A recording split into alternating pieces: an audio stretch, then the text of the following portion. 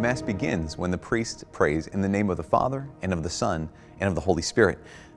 As he says this, we all make the sign of the cross. It's something you've probably done instinctively for years, but it all means something. Even the way you hold your hand means something. Now, in the West, we hold our hands like an open hand like this, because the open hand is a sign of blessing. It's a symbol of blessing. So we, in a sense, bless ourselves.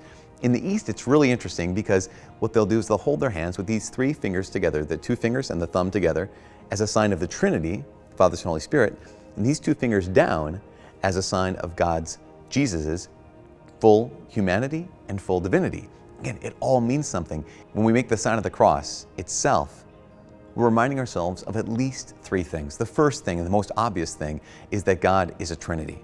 So we make the sign of the cross in the name of the Father, and of the Son, and of the Holy Spirit, reminding us of this key core belief in our faith.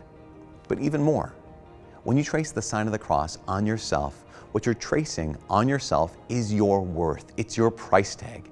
You can ask the question, how much are you worth? Are you worth $1 million? Are you worth $1 billion? Well, the sign of the cross is your price tag.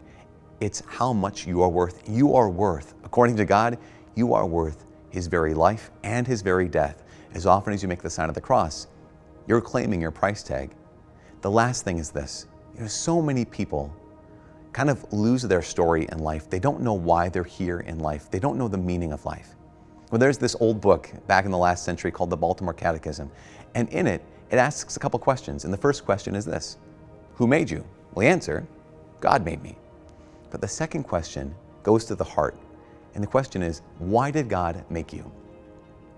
The answer is God made me to know Him, to love Him, and to serve Him in this life so as to live with Him forever in the next. As often as you find yourself kind of not knowing the meaning of life, or not knowing, does your life have a purpose, or do you have a story, you can make the sign of the cross. And it reminds you that you're here for a reason. You're here to know God, to love Him, and to serve Him in this life so as to live with Him forever in the next. That's all wrapped up in that sign of the cross.